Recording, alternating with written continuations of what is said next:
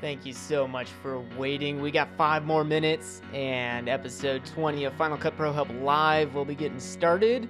So just sit back and relax while we wait for that to come up. We got some good stuff, including a look at what's new in the newest release of Final Cut Pro that Apple put out earlier in October. And we got some other questions that came in, mostly through Instagram. So if you're not following, go ahead and go follow at Final Cut Pro Help on Instagram. It's going to be great.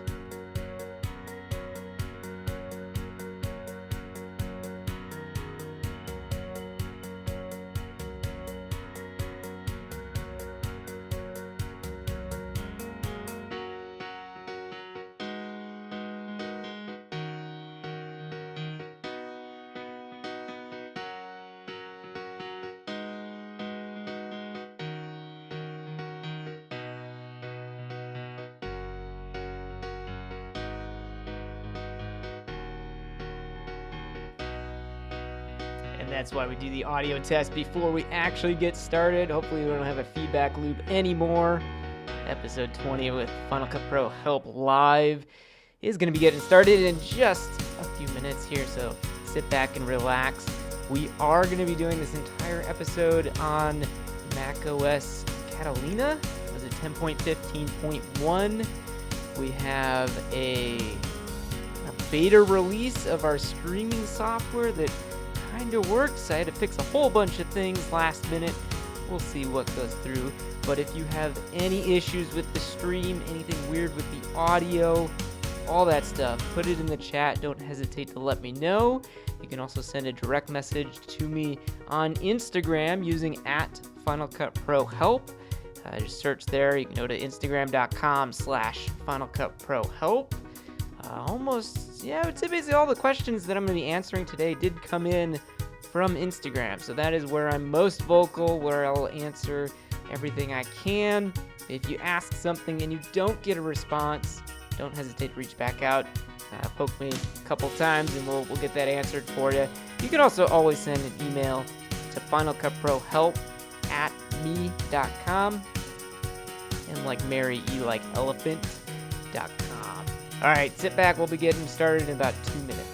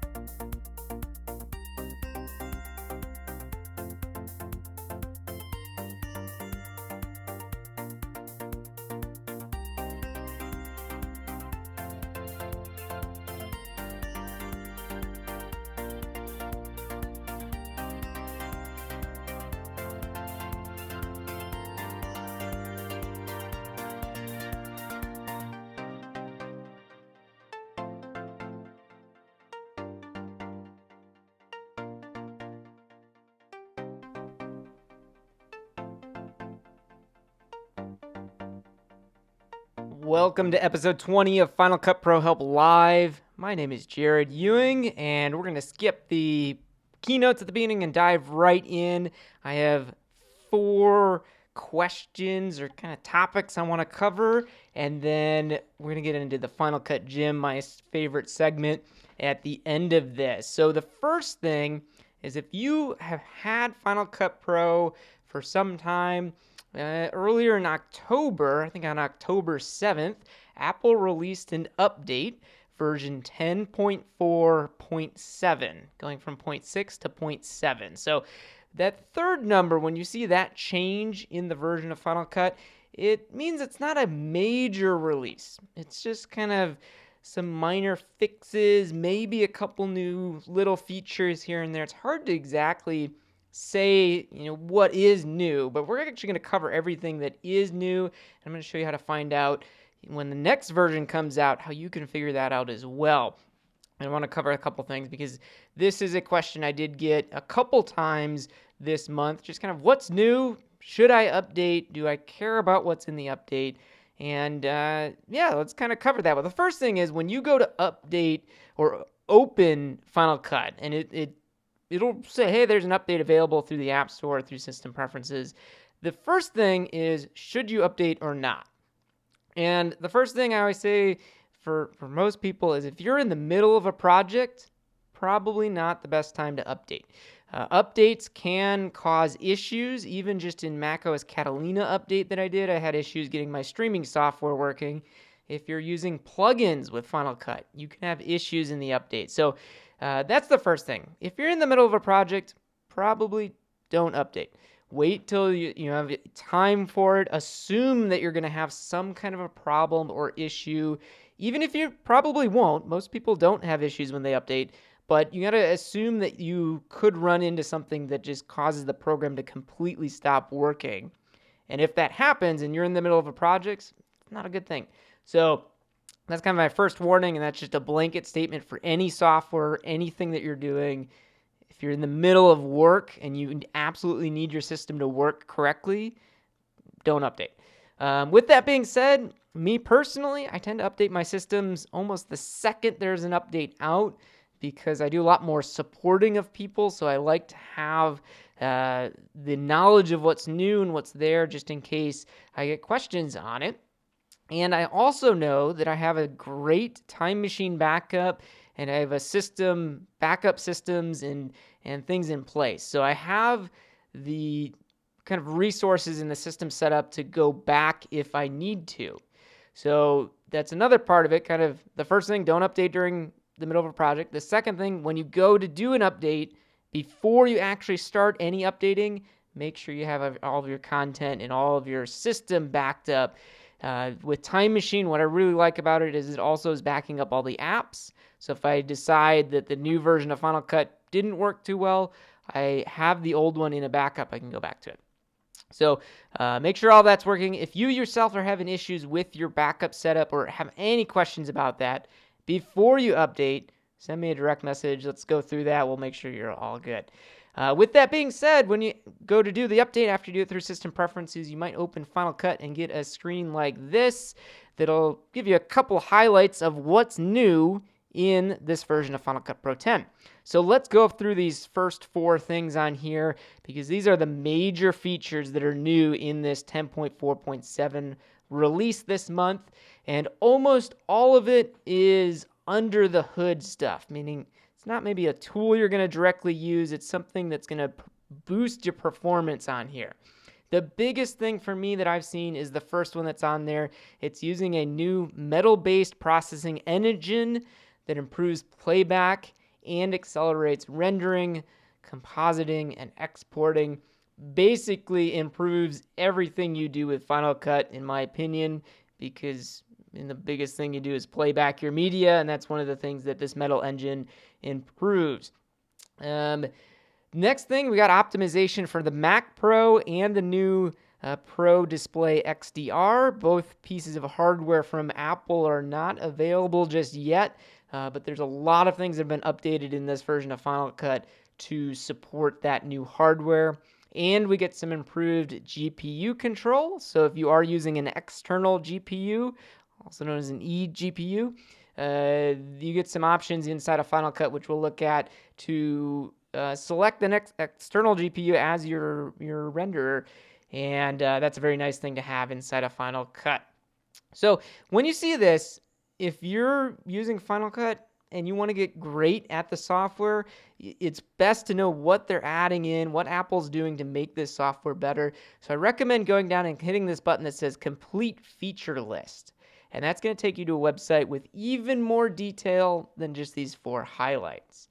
We're going to go and visit that website in just a second, but the other screen you're going to see come up when you open Final Cut is this, that the library, mine just called Final Cut Pro Help, but whatever your library is named, must be updated to work with this version of Final Cut. And you really only get one option. You can update that library to continue working with it in this version.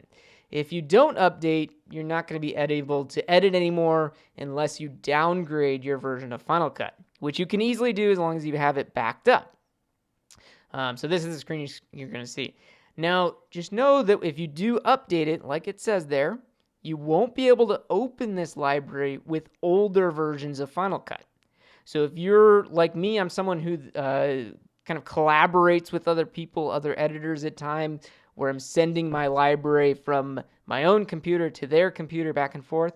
If they haven't updated and I update this library, they're no longer going to be able to open it. So this is another reason why if you're mid working on your system and you're kind of mid project, you don't want to run and jump to update right away. So understand what that is. But again, if you have a time machine backup, if you have all your data in your libraries and your stuff backed up, if you update this library, you then still have a backup that you can go back in time with and restore that. All right. So then let's go down here onto Safari. If you do click on the button to say the complete feature list, you'll go into pages and you can get to the release notes. And this is a much more detailed bullet-pointed list of everything that's changed, including what we saw with the new metal-based processing engine, the enhanced graphics for multiple GPUs, which we're going to see, including some new GPUs that are supported. And as you go through this list, with this specific release and this update, this 10.4.7 release, almost all of these things are performance-based. You can edit and deliver stuff with HDR using the Pro display. You can do up to 3 displays using a Mac Pro. The Mac Pro GPUs and all their cores are supported. That's really what this release seems to be focused around, is this new hardware that's coming. That's really great hardware. I can't wait to see that stuff in action. Now, a couple of things that we do see here as well is we have an option to grade HDR video. Again, the Pro display is going to be able to do this, but there are HDR displays available now. If you are shooting video in HDR, which is your high dynamic range, lets you see very, very bright colors and bright light. A lot of normal kind of standard displays can't view all of that detail that's in that very bright kind of bright areas of a shot. It might look really blown out on your standard display, which has a standard dynamic range. And let me switch over to Final Cut here. Under the View menu at the top right of the viewer, there's an option here under your display that says Show HDR as Tone Mapped. And that's something that's new. And if you're in macOS Catalina, the 10.15 here, that's really what's going to take advantage of this.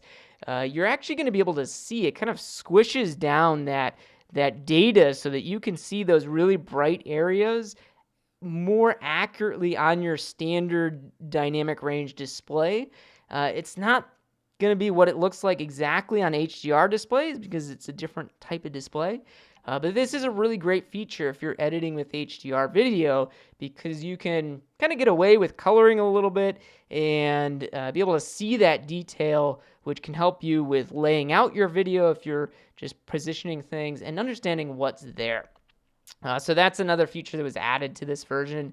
And then the last major thing on this list is that you can select which internal or external GPU is being used for processing. So what that means is if we're here in Final Cut, you can go into the preferences, Command comma brings up the preferences, or you can go up to the Final Cut Pro menu. And you'll notice under the playback tab, there's a section now that says render/share GPU. And you'll notice mine says that it's this AMD, which is an external GPU that I have connected to this Mac. So this new drop-down menu is here. If you have an external GPU or secondary GPU, you'll be able to select it here. And in my case, my internal GPU is just a Radeon Pro 560. It's not as powerful as the Vega 56, so I might want to use that one, and I could switch back and forth. And again, this is just all for the rendering, for the processing that's being done through the GPU, which Final Cut relies heavily on. So if you have especially if you're on a mobile device like a MacBook, even a MacBook Air, you can go and connect an eGPU and a lot of times get much, much more performance in it. Well, now you can control what Final Cut's actually using. Before you kind of had to do it through Mac OS, and it's a little bit more difficult. So that's built right in right now, which is great. Now, in addition to those kind of more significant updates, you'll then see that Final Cut Pro 10.4.7 also includes the following. And these are things that most editors, I would say, don't go through this level of detail and seeing what's actually new.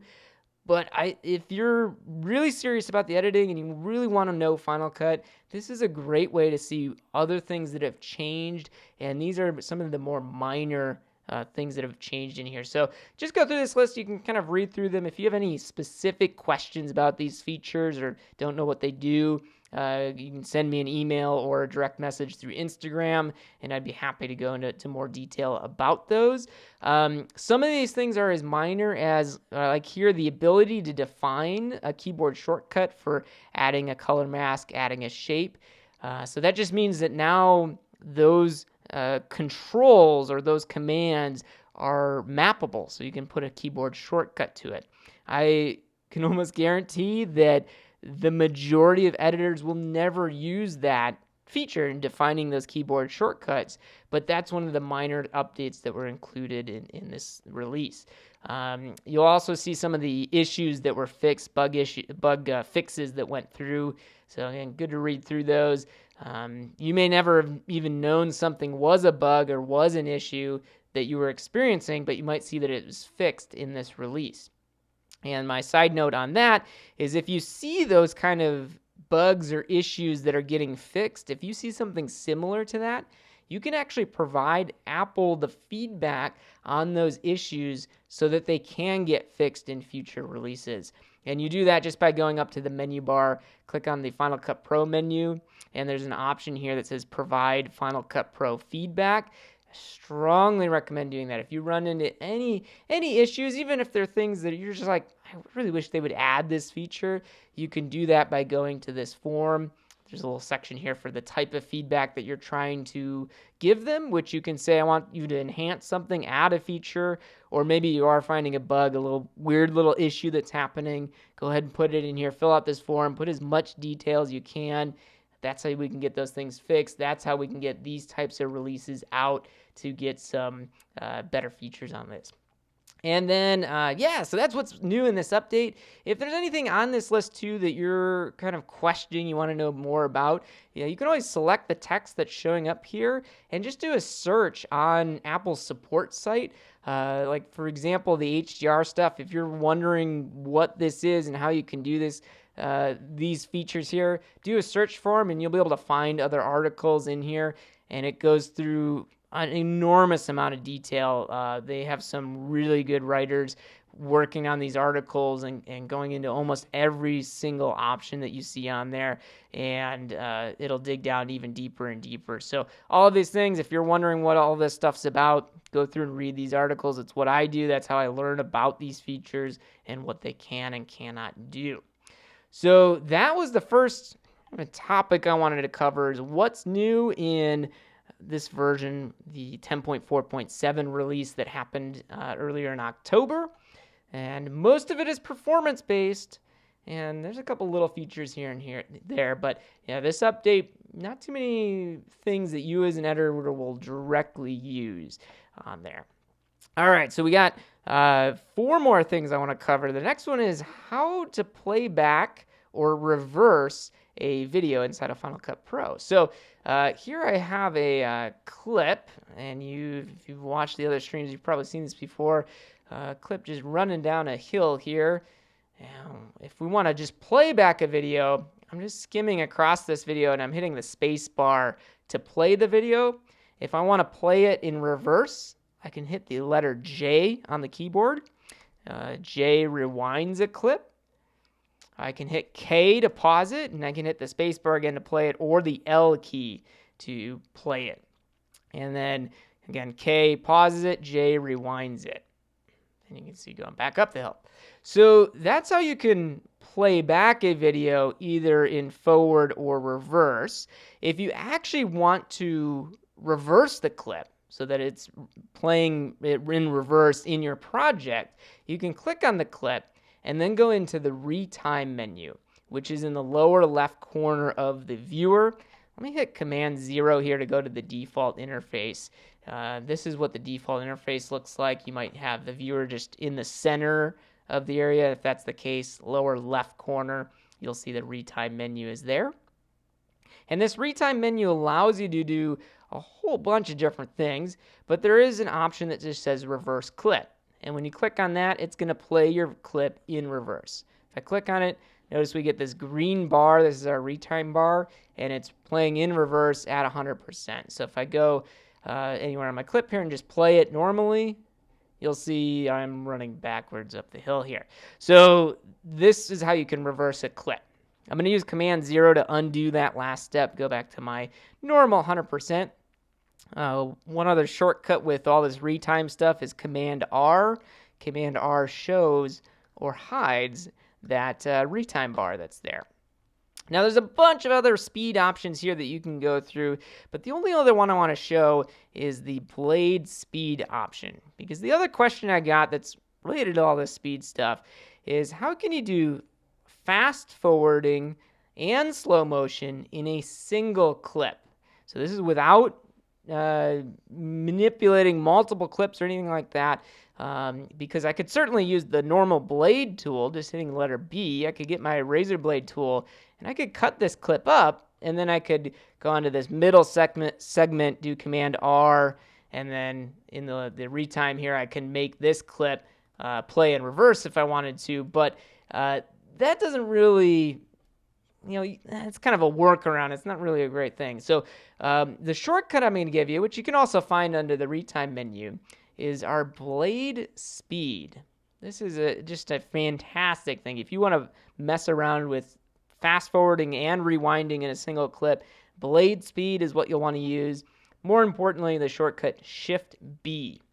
So when I'm skimming across this clip, if I get to a spot, I can hit Shift B, as in blade, and you'll notice on my retime bar there, it might be a little tricky to see when I'm zooming in. There's now a cut there. I'm going to go a little bit further down after I pass the camera. Let's do Shift B again. And I'm going to use Command plus to zoom in closer to this segment that's here. So what I've essentially done is cut the retime bar in two, and I can now click and drag the ends of these this kind of retime area here to adjust it. Now this is a really long clip, so even if I'm dragging a bunch, it doesn't look like it's doing much, and it really isn't. So what I could do is actually retime this segment by going to this little drop-down menu, and I can change what speed this segment is playing at. So in this case, when I jump over the camera here to run down the rest of the hill, I want it to slow down. I want to see that action. So I'm going to go to slow, and I'm going to slow it down to about 25%. Go pretty slow here. Then I'm going to use Command minus to zoom out on the timeline. And then I'm going to go back over here at the playhead, hit the space bar, and we'll watch this segment. And what you'll see is as I jump over, notice my foot's moving much slower. As I slide down, the dust is coming up. And then we kind of slowly go back into a normal 100% speed segment there. All right, so let me do that one more time. I'm going to do Command minus a couple times. I added another marker over here so I know when I do it again, I kind of came back up the hill and then ran down and did it again. So on that spot, I'm going to do Shift B. Let's hit the space bar, go a little bit further down, and then maybe right here I'll do Shift B again. And then I'm going to use Command plus to zoom in, which is the equals key there. And we'll slow this segment down as well. And let's do 25%. And then I'm going to use Command minus to zoom out a couple times. And now you'll notice we have a green segment at the beginning, a orange slower segment, and then a green, orange, green. So I know where the slow sections are. Now in addition to this is what? Still like 7 minutes of video. So let's speed up these segments in between. I'm going to do this fast. We'll do it at 20%. We'll do this middle segment also at 20 times. And the last one here, we'll do 20 times. And then I'm going to do Shift Z to zoom in. And then now this is only about a 40-second clip. So let's take a look at it. You'll notice we have our first segment here. And if you look at the clouds, it's probably hard to see. This wasn't the best clip to use. But this slow motion part then transitions. You'll see how quickly I run away. You see the smoke coming in. I run back up the hill to do it a second time. And I'm going to run down. It's going to go slow motion right as I jump over the camera. The dust is barely moving right there. You see all the dirt and everything going by the camera. And then as it gets out of that segment, it ramps back into the fast motion. So that is how you can do fast motion and slow motion in a single clip. You're going to use Shift B to blade those speed segments. This is something that you'll want to spend a little bit of time getting used to because it's tricky. So don't worry if it's you're not getting it at first. You'll get it eventually there. Just stick with it. So the next question I got is, how can I make 2 videos in one frame? And for me, the wording on that is a little odd. It's kind of hard to know exactly what that means because there's a couple terms in there. But essentially what this person wants to do, kind of like a picture-in-picture style, where you see 2 video clips on your screen here in the viewer at the same time. So let's find a clip up here. We'll go into our stock media that we have. I have all kinds of random clips on this part of it. Let's grab another one from the run here. So I'm going to grab this clip and click and drag it down. And notice where I'm dropping it. I'm dropping it above the primary storyline, which is this dark gray line going through the video there. I'm going to hit the letter B for blade to get the razor blade, and then A for the arrow tool, and then delete that segment. Going to take the volume down. We don't need the sound. And now notice here I have one video, walk it up the hill there, and the other video is below it that we just did all the speed changes on. So if I want to see these 2 clips side by side, I need to use the transform tool. That's probably one of the easiest ways to get started. And that's the tool in the lower left corner. It's this first one on the left side there. So you can click on this, and if you click on the little drop down, there's actually 3 tools in there, but you just want to use the transform tool. And the transform tool puts these little points around the video, and you can just click and drag them to resize the video. And you notice how it's shrinking down into a smaller size.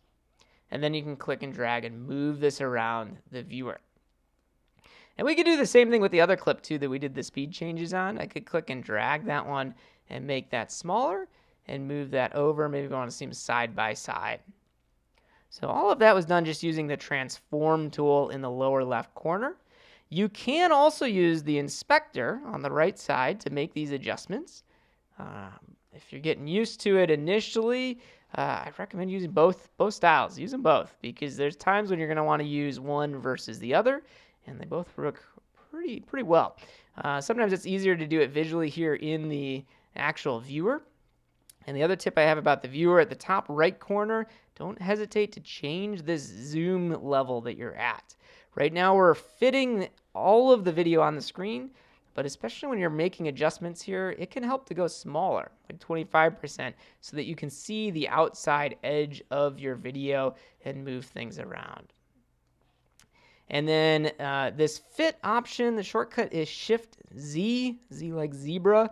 I always do Shift Z, that'll go right back to fitting that on the screen. So that's how you can get 2 videos on the screen or in one frame at the same time. They're framed. Our frame is this box that's right on the edge there, and we've just shrunk down those 2 videos so we can get them side by side. If I wanted to, I could go in here and grab another video. Just grab a little segment here, and we could put it down below the other 2 clips if we wanted to have a background back there. You can see the kind of grass there that's in the background. So don't hesitate. Final Cut, one of the limitations of iMovie and some of the other apps is the lack of layering there that you can do. Final Cut lets you almost do unlimited layers, so don't hesitate to put those down there and use that transform tool to move stuff around. All right, the next question I got was kind of an interesting one. They said, I have too many effects. How can I manage them? Is there a way to delete effects? So this question is great. This one, if you're new to Final Cut and you're kind of wondering how the whole layout works and you kind of get into it, you find out there's not too many effects that are included with Final Cut, which there's actually a ton in there, but you have to really learn to customize and work with it, and that can be very overwhelming. So there's a huge ecosystem of plugins and generators and other things that you can install to get additional effects. However, if you install all these free effects that you find and other things out there, it can really slow down your system and cause issues that you just shouldn't have to deal with. So as an example, I'm going to go into my effects browser, which is this little icon on the right side here, or I can use the shortcut Command 5. And when we're in here, you'll notice on the left column here, I have all my different categories of effects. And the effects that came with Final Cut, these are things like the basics category, for example. You'll see some light options there. We have color, we have the blurs that are included with Final Cut. If they were included with the Final Cut, you want to keep them there. You don't want to go in and delete those. The things that come with Final Cut, there's a reason they come with it, and I don't ever recommend deleting those things that came with it. However, if you went out to someone like the FX Factory Pro guys or Digital Anarchy, some of these other ones here, you might have gotten some of these other effects from them and from all kinds of other ones. Maybe you got a whole bunch of these free effects or free VFC for Video Final Cut. Who knows what these things are, right? You go to all these different places and they're just things that maybe you thought was a good idea at first, but then you tried it, didn't really work. Maybe they didn't update it for the new version. And how do you actually get rid of these? Well, the best way to do it, in my opinion, is to quit out of Final Cut. And I'm just going to hit the red circle at the top left to close it out and go into your Finder. Little smiley face at the lower left corner. Bring it over onto this display here. And in the Finder, on your hard drive, you're going to go into the Movies folder. And inside of the Movies folder, you should see a Motion Templates folder. This is where Final Cut looks for all of those effects and those titles, generators, transitions, any of those things that you get installed. You can go into any of these folders and do the same process we're going to do here in effects, but you can also do it in generators, titles, any of those. But if you go into effects, in my case here, I can see all those ones that I've added on with the FX Factory Pro. I see the free VFC, free effects, all these extra things I just created. So if this is what you see on your system, if there's things you want to delete here, you can do it. Just select the folder. You can go into the category and then delete a specific effect, or you can delete the entire category itself. If I'm looking at this and I know that the amazing effects, the free ones, the free VFC, maybe all 3 of those, even the Final Cut one, let's say I don't want that anymore, I can select those and then I can do Command Delete on the keyboard, or I can right-click on these and say Move to Trash. Any way you want to do it, you just move these to the trash to delete them. You can also move them to a different folder just to get them out of Final Cut so they're not slowing Final Cut Pro down. And that's it. That's really all you have to do. You can go and empty the trash at some point to free up that space. but then when you click on Final Cut to go back into it, we should see inside the effects browser that those categories are no longer there and those effects are out of there. If we deleted it as an individual effect, that would be gone as well. But notice how the free for free, all those other ones are now gone. That's how you can get rid of it. So I saw someone specifically, they asked this question. They said they had thousands of effects in there.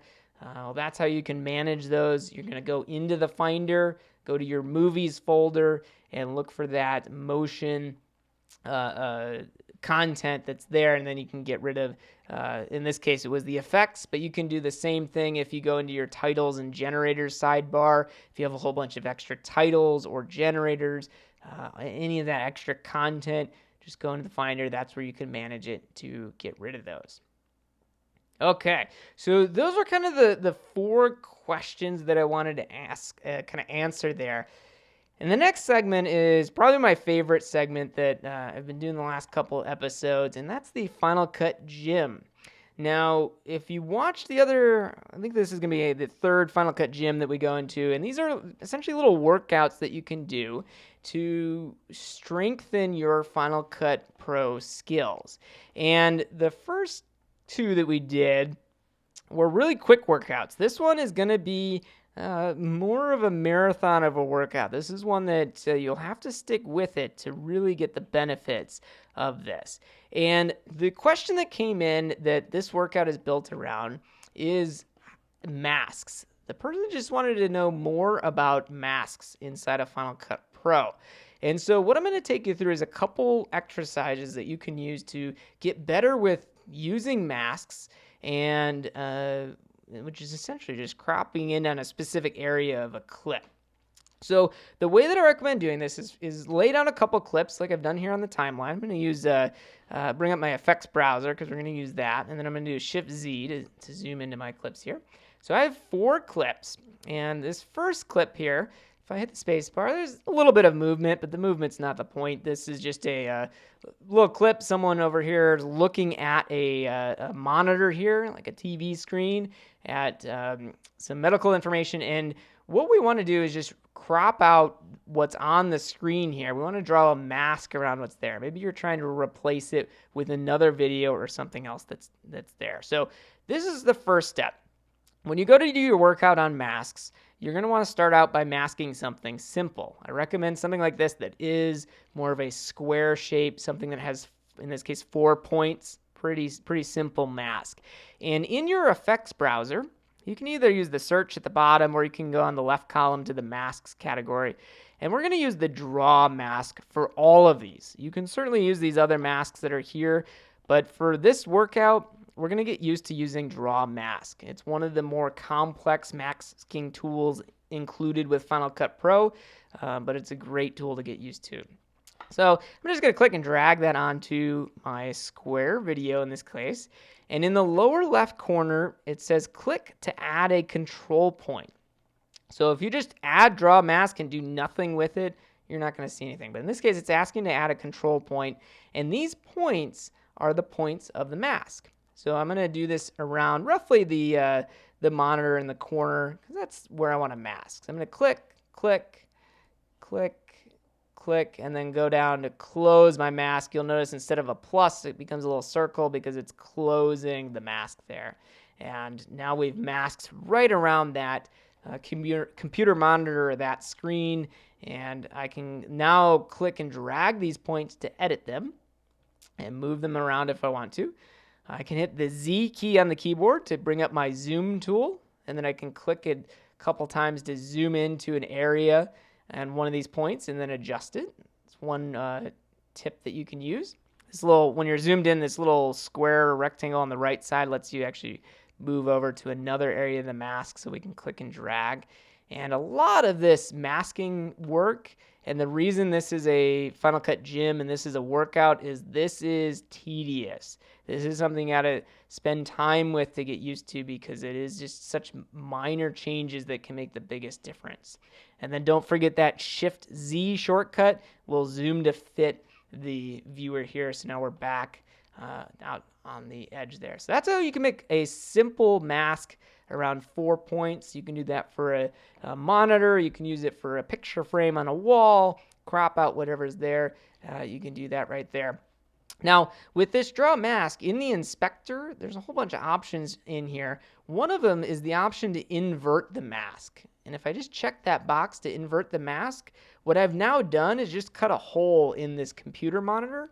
And if I put a clip, say I take my clip here and I just drag it down, I'm just holding Option to make a copy of it. You'll notice now I see through the computer monitor to the clip that's below it.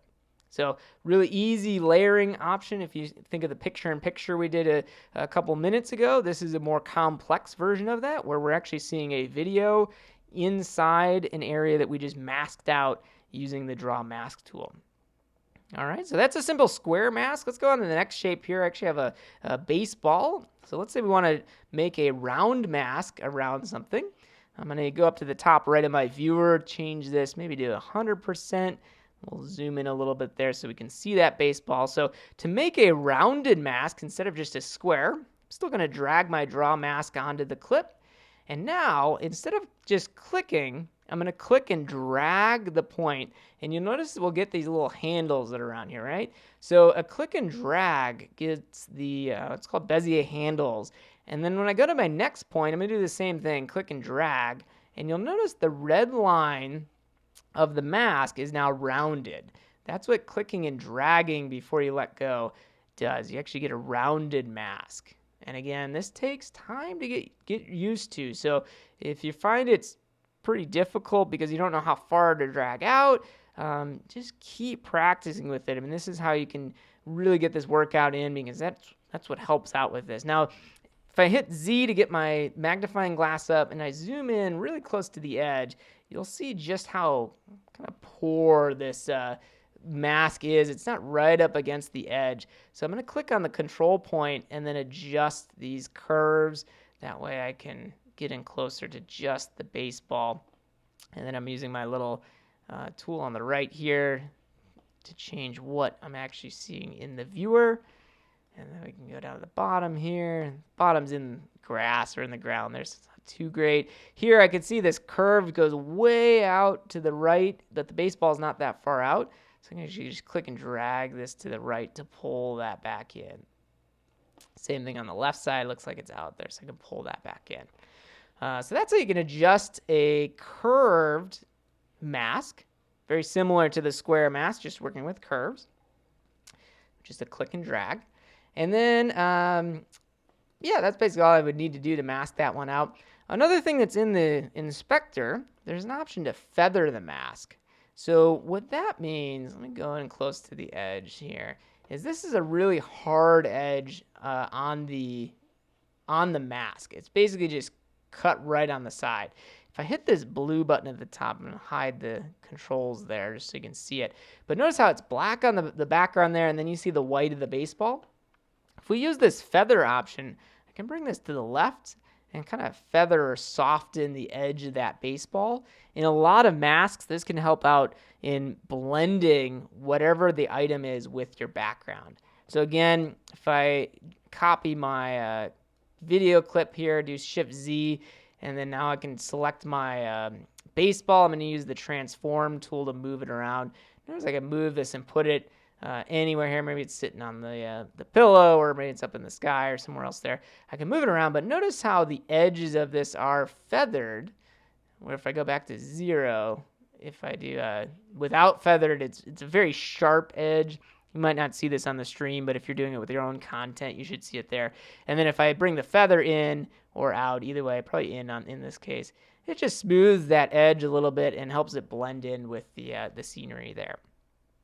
So we looked at drawing straight masks, and here we use the Bezier curves and the feather to kind of blend something in. So let's go on to another repetition in this workout. We're going to add another mask. This time we're going to do it around our woman here that's on this tracking shot. And let's go ahead and do this. So what I'm going to do here is actually crop out the kind of her head there. We're going to take her out so that we could put something in the background here. Maybe we want to have a title or something else there. So we're going to do that. I'm going to start at the first frame because this is going to be an animated mask. What if you want the masks to actually change over time? So I'm going to double click to add my draw mask. And now we need to add the control points. But notice how I'm not getting an option to click and add the control points. I've gotten this question many, many times because we're still in the transform tool. If you notice in the lower left corner here, this blue thing, we're still on the transform tool. So you can either click there or at the top right, just hit the done button. Now we get the option to click to add a control point. As you work with Final Cut, you're going to start to use all these different tools. It's important to know where to look to understand which tool you're in. Now I'm ready to add the control points, and in this case, I'm only concerned about making a mask around my subject's head here. Kind of going from probably the shoulders around her head and then out so that we can put a title behind her over here. And so I'm going to do that. I'm going to start in the lower left corner here, go up to her shoulder. I'm going to click and drag. She kind of got a rounded shoulder there. And then I'm going to hold Option, because notice if I drag the curve, it adjusts both sides. But I'm actually going to use the Option key to adjust just one end of this curve, and then click again to add another point. And we'll click and drag, go above her head, click and drag, go down to her shoulder, we'll go over her arm here, and that should be it. I don't need to go above this pole here for the effect that I'm going to create. And I'm going to go up, around, and then down to create this mask. Now, it's a very rough mask. Wasn't very clean. I'm sure there's a bunch of issues with it, but that's usually what I do with masks. I start with kind of a rough version of it, and then I use the Z key to zoom in, and I can go in and refine this mask. So that's one thing. As you get used to this, you're going to do a lot of refining of the mask. So in this case, the way that this curve is around the shoulder, I don't necessarily like. So maybe I need to convert this point. Just control click the point. You can change it from being linear to a smooth curved point. I can hold Option and drag this one so it stays straight. Hold Option and drag this side so it's more rounded. If I go up to this one, I can see what we're doing here. Hold Option, maybe adjust this. And you get the idea. We're just adjusting all these points. If we need to add a point, you can do that as well. Just hold Option, and then you can click anywhere on your red line here to add points in. So that's very easy to do. Just hold Option to add those points in. And then if you're wondering what part you actually masked or not, in the Draw Mask effect in the inspector, you can change the view from composite to the original. And this will show us the girl here with the points without actually masking her out. So it could be a little bit easier to adjust those points in these cases. And then when I'm done, I'll go back to my composite to see what I've actually done. So that looks pretty good. I'm okay with that. If I wanted to go in even more detail and adjust it, you could do it through the control point section here, or the transforms to make other adjustments to this. But for right now, this mask looks pretty good for what I want to do. Now let me show you the effect that I'm actually trying to create. So I'm going to hold Option and drag this clip down to make a copy of it.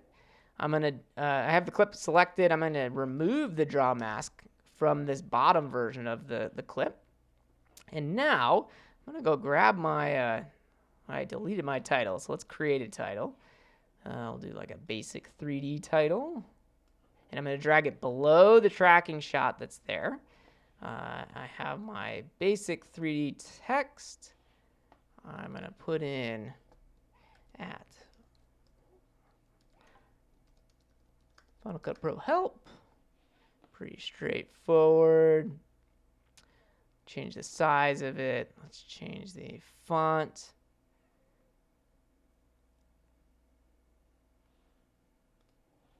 Maybe not heavy. We'll do a regular for this one. And then we could take the size down. Transform to move it. And we're going to put it right about here.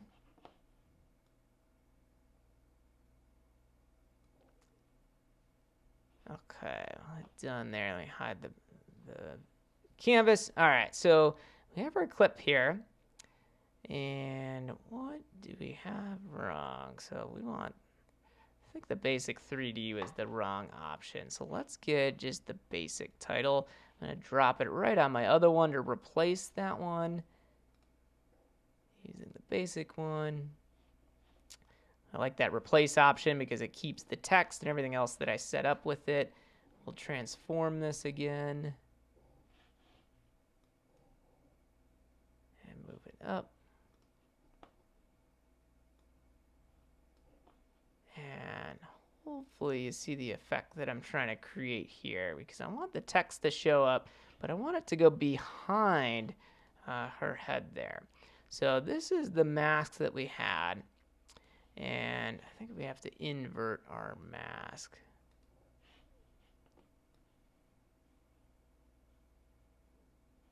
Yeah, because we're doing it right at the start here.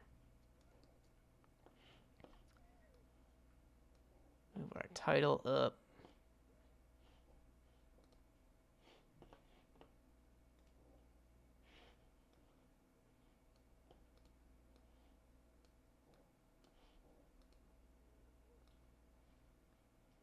All right, there we go. Okay, so thanks for bearing with me there. Let me zoom in so you can see the effect that we're trying to create.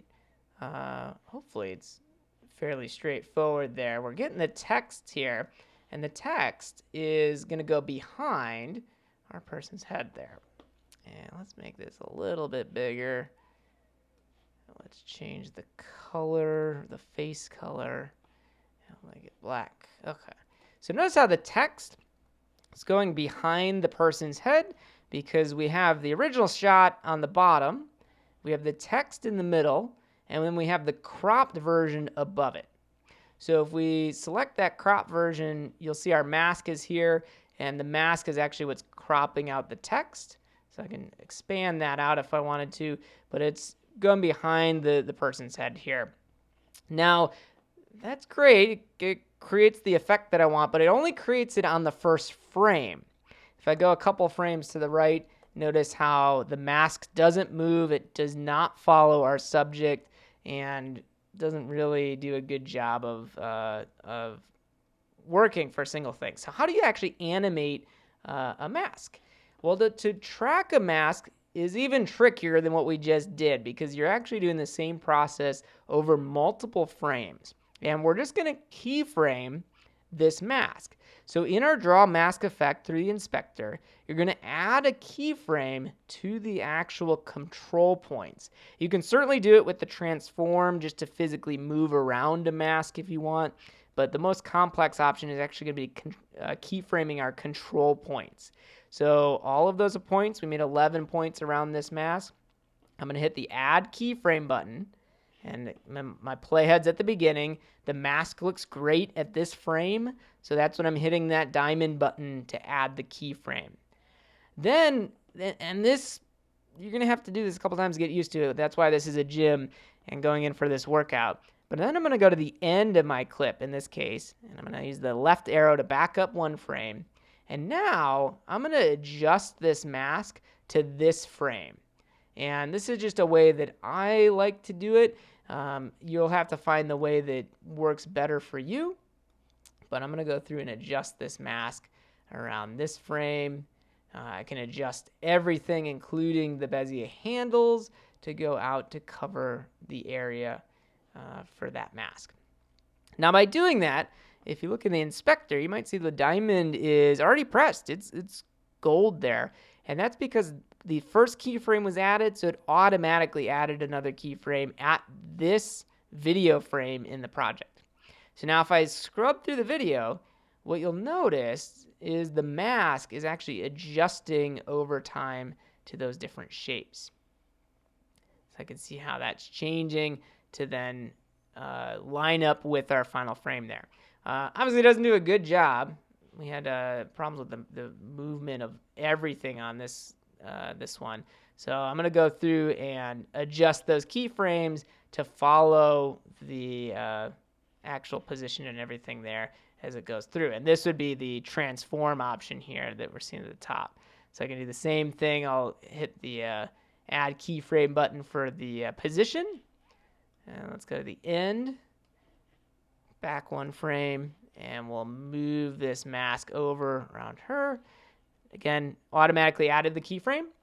But now if I scrub through this, notice how the mask is getting closer. It's kind of, some of it is working, some of it's not. So we're going to now add additional keyframes. You can go through frame by frame and update the mask, which if you're really serious about it, this is what you want to go through and do. But I usually like to go through it and add the first keyframe around the mask at the initial frame of the video, go to the end, add one there, and then in the middle, go and update this part as well. So I'm just updating this mask in a couple different areas, and as I'm making these changes, it's adding the keyframe for me because we already added the first one. So now it's getting closer. You'll notice right here, if I hit the Z key and zoom in around her head, that these points are not exactly in the right spot. So I'm just going to keep adjusting these little points here so that they're in and cropping around so that in this case, the text is going behind her head.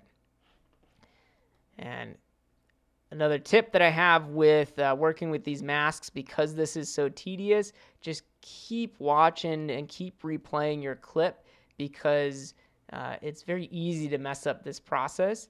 But you just want to keep replaying it. Keep watching and scrubbing through the clip to see if you're going in the right direction or if you everything looks like it's kind of odd and not in the right place. So notice I'm going to go back to the beginning of the clip, scrubbing through it. Notice how much better the text is kind of going behind her head there. And then as the mask kind of floats away from her head, I'll just bring it a little bit tighter there. Maybe adjust right there.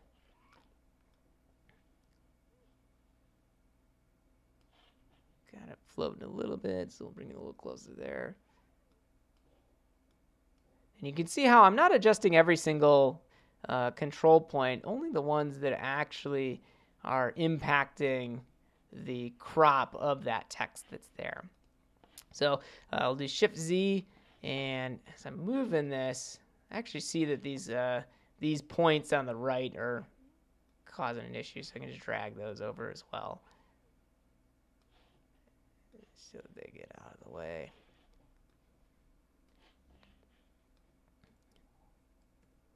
Go to our last point, drag that right side over.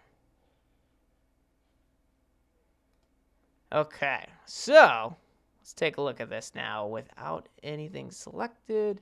I'm going to hit this button to the right side of where it says Draw Mask. This just hides the on-screen controls there. But notice how the Final Cut Pro help text is kind of floating as the shot tracks. It's floating behind our character's head there. Definitely you can do a lot better job and spend more time on this, kind of refining that mask and getting into the details. But that is, we essentially put a mask right around our subject here to crop her out from the shot. We could put anything we want in the background there, but that's how we did that. So, again, I said this is a workout, so you're going to have to do this many, many times. Just get a ton of clips and work with it. But let's do the same thing. Let's do another example of drawing a mask and then animating it over time. Here I have some liquid that goes in this glass and then overflows on the end. And I want to get rid of the background that's back here and crop in just on the glass with a mask. So I'm going to go to the first frame.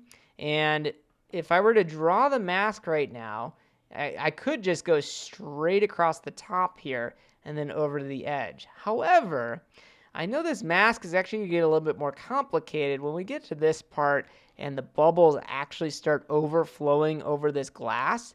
That's where it's going to get complex. And so I'm going to go to where the mask is going to be about the largest, which is probably right about here as it's going down, and it's pretty large right here. And this has many, many more points than I probably would need. So I'm going to go to that frame. I'm going to add my draw mask effect, and now I'm going to add the control points around this glass to mask it out. So we'll start at the bottom here. I'm going to click. I can do a click and drag here to add the rounded part. We'll click again, and then we're going to click a couple times around this foam, because the more control points I have, yes, it's going to be more work to kind of keyframe it and animate it, but it's going to, I think, come out a little bit better because we'll have more control in the long run. We'll click down to the edge here, and then I can now close that mask. So I added my initial framed mask around the edges of this animation here. I'm going to go into my inspector, and I'm going to add a keyframe to my control points. And if you wanted to, too, you could go and add a keyframe to transform and some of the other parameters here. But the more keyframes you add, the more you have to track. So in this case, I'm going to start with just control points. If we need to do the other things later, we can. But now I'm going to go back to the beginning of this clip. And I'm going to bring in these control points and bring them a little bit tighter to the glass there, because that's what we want to keyframe down onto, and just have the mask around there. And that looks pretty good. And then if I go right here is where they're going to be still on the top of the glass. So I'll adjust those control points down right to the top of the glass. And you can see some of the light coming in from the edges of the glass. Those are small details that we'll go back and refine as you're getting better and better to the mask. I'm going to use my zoom tool, just using the Z key, and then hit A to go back to the arrow to see all my points. And now we can see the foam starts to rise up. And notice how the control points are already moving because we added that keyframe from before. So I just have to go through and kind of spot check where these are at certain frames to get them closer to the accurate spot. These actually probably should be rounded keyframes, so I can hold control and click on a point and change them to be smooth. So we'll smooth out this one. This one can also be smooth. We'll bring in that. And as we're making these changes to these control points and the position, again, I've mentioned it before, but just make sure you're replaying your entire clip. Don't assume because you positioned and adjusted the control point earlier and added a keyframe that it stayed where it needed to be. Definitely go back to where we already worked with it and take a look at it. Notice if we go back, some of this isn't looking perfect, so I can make some adjustments to try and get it a little bit closer and then play through the clip. The more you look at this, the more you're going to just refine it, make additional changes, adjustments as that, in this case, the foam is kind of rising up. Here we can see a clear issue there, so we'll make some adjustments. And what's nice about this is I haven't added any keyframes visually, right? I haven't been going through and saying we need a keyframe, but they have been being added because we added the first one. So you don't have to continuously add keyframes in the inspector by hitting the diamond button over there. Once you add it to that parameter once, it'll be added every single time you make a change on a different frame, because each keyframe is for a specific frame. And again, just made a whole bunch of adjustments there, so I'm going to go back and watch. Notice how the mask just rises up right with the foam. I like how that looks. Here we have some extra white space, so we'll adjust these frames. And also, it's easy to make and kind of slip up and make some really major adjustments that you didn't want to. So if you accidentally click and drag a point where you don't want to, just use Command Z to undo that last step. Very, very common to make those types of mistakes with this mask. There's just so much going on. This one I think should also be smooth. Some control clicking or right clicking if you have a mouse and changing it to smooth. And then I'm going to hold Option to adjust just the right side here expand this out. This makes a longer rounded edge there around the foam. I can see there's a bubble happening over here, so we'll smooth this one out as well. Hold an Option, drag the bubble around that edge. Let's hold Option, do it down here. All right, and then made a bunch of changes there, so let's go back, watch it. See how it's rising up. I can see something weird happens right here where it goes back to being not smooth at our last keyframe, I think, with those on the right side. So I'm going to change all these back to smooth. Same thing, the top one. Really, all of these probably should have started out as smooth. And that way I wouldn't have to change these every single time. But, yeah, you kind of learn as you're working with these masks, right? Looks good. Let's bring this one over. Okay, so I could spend all night working on a mask, but I know you don't want to sit here and watch all that. But let's say that I'm happy with that mask. We'll watch it. It looks pretty good. If I wanted to, with the mask selected, I could go through here and use the feather option to kind of smooth that edge around different spots if you felt that was necessary. We could go through and do Shift Z to zoom to fit to see this whole clip here. I can use the little button at the top to hide the mask. We've seen this. The Bezier mask is what we're using. We didn't use the linear. We did use linear. That's when it was just a straight line, and we changed most of these to Bezier. We did not use B-spline in any of these demos, and that's okay. If you want, you can take a look at that one. It just changes the type of control point that is used there. Instead of having the curves, it's just a different type of curved. We didn't have to change the fill opacity, but this is just an opacity slider, pretty generic. We saw invert mask to cut a hole in something as opposed to cropping in on a specific area or masking something there. We saw the view to change from the original image to just the masked image. We saw feather for smoothing the edge. And then the fall off, this is kind of how far off the for the feather goes. So it's just, is it a really big feather there, mask or not? Feel free to play with both of those sliders and you'll see what the difference is.